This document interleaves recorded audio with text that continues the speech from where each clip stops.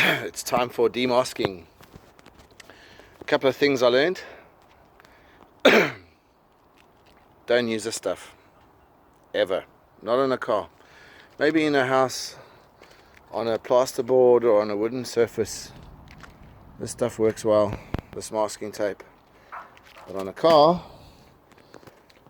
what seems to have happened is we've had the base coat react through the paint, the tape. It's too porous, so as a result of that, it's kind of like blended into the stuck fast. Now, where I've managed to get it off, it hasn't left any damage, like for example around this mirror and around the windows, on the chrome work, or bright work. So it's not too bad, but it's left me with a whole lot of unnecessary cleaning up to do. And if you have a look here, the stuff just tears off very easily. It hasn't really held down well, but it's left a nasty layer of adhesive lying around here. It sticks to everything, and it's just created for me a whole lot of extra work, quite unnecessary. When I changed over to use proper masking tape, like for the windows and on the other door seals, that stuff came off very well. No problems, it's left no residue, like I showed you on the bright work above. But now it's got all sorts of problems here.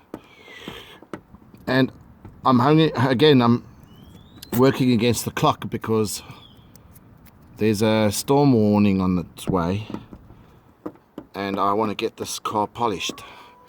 But now look how much bloody work I've given myself. And I hope that whatever I clean this stuff off with doesn't affect the delicate fabrics and materials underneath. You know, like this plastic, I don't know how it's going to react with a panel cleaner.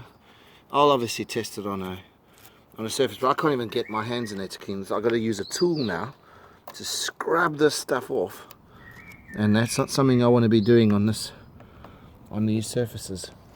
So yeah, never use that masking tape. I only use the proper automotive stuff, like from 3M and Scotch. The frog tape I found worked the best. This green tape holds really well. It's stayed there. There's no flaking off anything. It's done a very good job for me, and I'm really stoked with it, and I will use it again in the future. But this masking, no way, Jose. That's definitely off the cards. It wasn't a matter of cost. I bought it and used it because that's all I had at the time, and I didn't know any better. But now, apart from giving me a few more extra hours of labour, that shouldn't be a problem to get rid of. So yeah, guys, there's a nice lesson for you to learn. Right, I'm going to crack on here and get the bumper back on, so I can at least move this car when I need to. I'm going to put a tent over it again. The big giant 6-man tent will go over it, bolt it into the ground again with the anchors, and then that should hold it, and I can do all my detailing work in the comfort of the tent and keep the car dry. I've managed to get the boot seal back in, a nice new one though, nice new fresh one.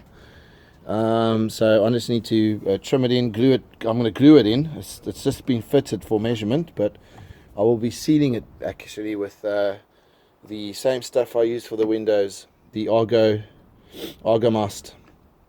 I'll be putting it on the boot seals, the door seals, and the window seals. Alright, so that gives a proper good seal. Yeah, and then when I've finished polishing, I will put all the details back on.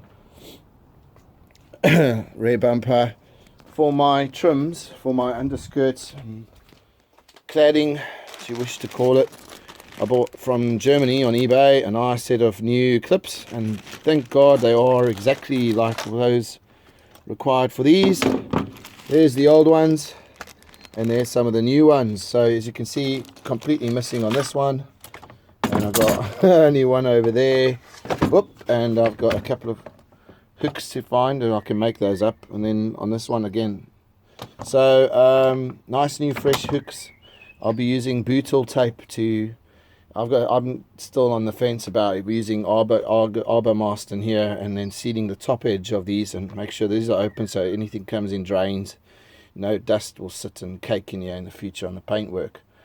But I'm going to definitely use this on the inside of the doors so I can seal that off and soundproof it as well. So that's going to happen. Just trying to find an example of what I'm talking about when I say arbor mast. Just don't use any old silicone windscreen sealant. Don't use that. You can use Sikaflex if you want to, but that's against the advisement I was given by the window guys, who said go ahead and just use the right stuff. You can never find anything when you need it. You know, it's so annoying. My garage is an absolute mess. This is the stuff I used before. It does work. I've used it on my BMW, but I want to just stick with what the guys say works. And arbor mast, where are you? Huh? I must have put him in my tube gun already. There it is. Here we go. You guys looking for the logo online? It looks like that. Okay, windscreen sealing compound. Great stuff. Cut your nozzle in a offside shape so that you can get it into the rubber seal without cutting it, and press it in and squeeze helpful leather so that you can get a good seal in there. I'll be showing that on a different tutorial later on. Like I say, I've done it before, but you know, practice makes perfect. I'm probably not going to film me bungling it at first, but I will get around to it. The first thing for me to do now is just demask and take the covers off the wheels, put the bumper back on, and get this tent over the car before the coming rain, the next set of rain. And yeah, happy days, man. And I hope to show you a nice finished car in a bit.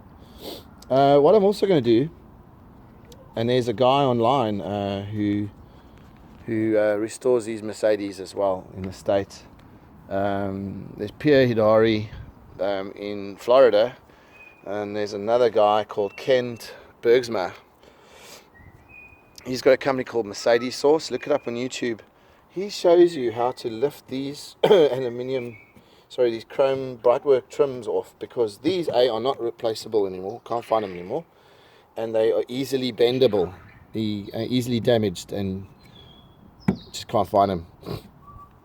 They're very expensive as well. So now, obviously, use your plastic tooling to lift these up. They are clips. They lift up. There's a lot of dirt underneath here, I've discovered. So what I'm going to do is I'm going to take these up and I'm going to clean all that out. I should have done it before, but I just wanted to paint the car because of the weather. I can do that kind of stuff in my leisure. It's not a problem with existing paintwork underneath. There should be sound as a pound anyway. So as you can see, because of my backmasking, there's no seam, there's no ridge or edging. So I'm quite chuffed with that. And then I'll just clean that all up, stick it in my dishwasher, well, the short ones anyway. I've already done the windscreen ones. I've treated it with the rust treatment and the Abro rust treatment. Let me see if I can find it for you. It's better than Miracle Paint. Miracle Paint works, but it's only found in the States. You can import it, but it's quite expensive. But it works. This is Abro rust converter. This stuff has saved my life in this car, man. It is absolutely brilliant. It chemically converts the rust back to like a metal substance that goes black in color, black or greyish, but it's normally black.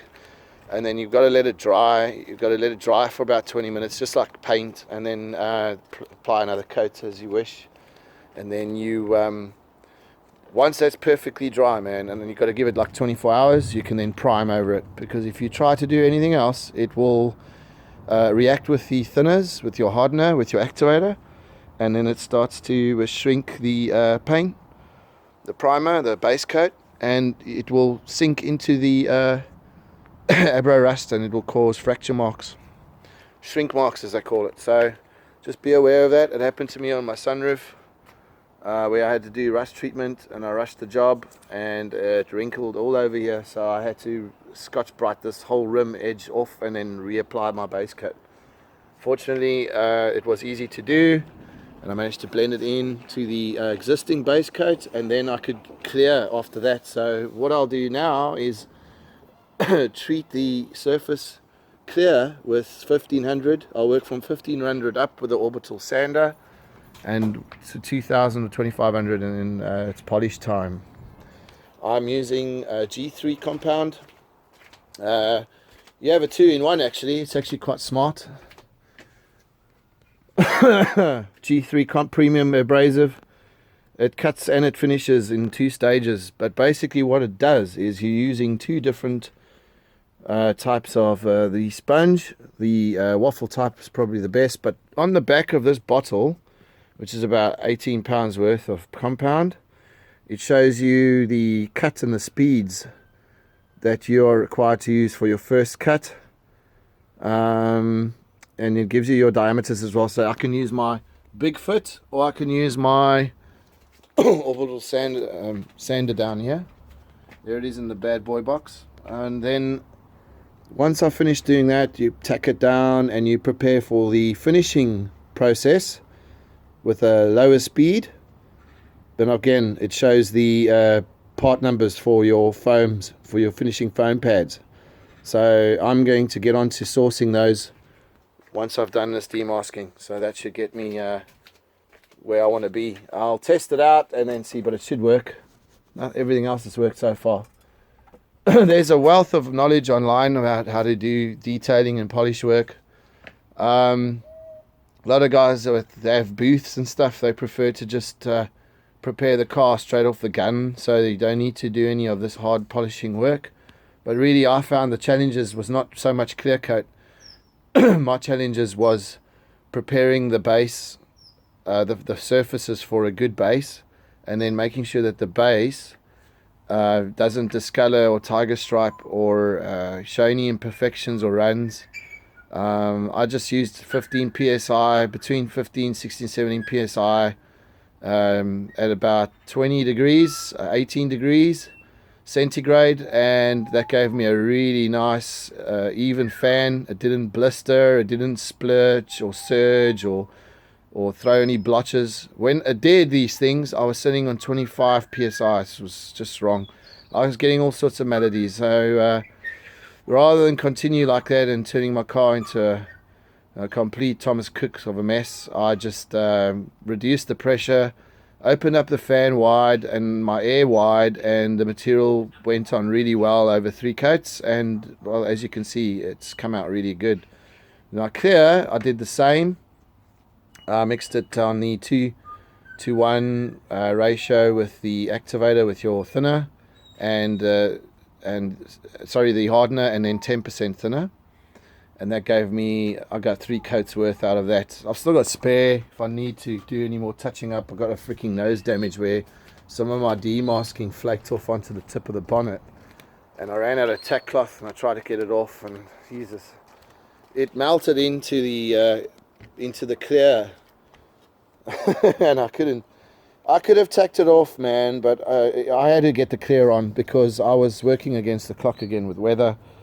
And so I touched it up with an earbud, and I just colored it in, and then just carried on clearing over it. So I've got to repair this, blend it in, and get it done somehow. Anyway, so I hope that I'll be able to show you a really nice looking car after I'm done.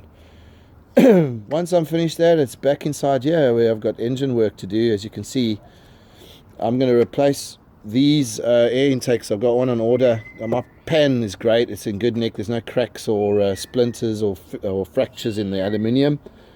It's sound. It's clean inside. I've detailed it on the inside. I've put it in the dishwasher as well. I'm going to get the 560 one, which will fit on here, on this Jetronics unit. It's got double intakes. I'm just going to have the port come out here and then give it an access into the air over here. So give myself a little bit more air. That should bump me up to a couple of horsepower. And now I'm going to put an electric fan in. I've already taken the mechanical fan off, as you can see. That takes huge amount of power. So I've actually probably, or if I measure this thing, I'm confident I'll probably already get 240 out of this engine just with that fan off. Which is loads of power. I mean, it's all you ever need. This is a cruiser. It's not a car for sport. It's very much a cruiser.